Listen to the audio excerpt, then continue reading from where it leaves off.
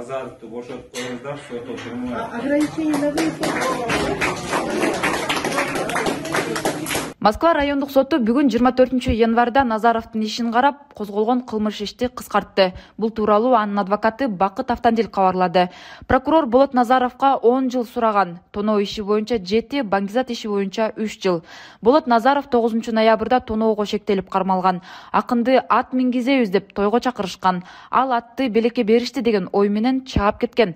Аттын ээси соттун биринчи отурумунда эле доосу жок экенин айтып, акынды бошотууну суранган. Бирок январь айында Москва райондук соту аны 16 мартка чейин камакта калтыруу чечимин чыгарган. Иманы түзөк жылуң эл, ыймыңы арбын улуң эл, том корулган мөңгүсү, тоону кандай кылабыз, жоголбогон вирускен, жоону кандай кылабыз, тажиктерге тартырчу, доону кандай кылабыз, сиянит төккөн чоң тосмо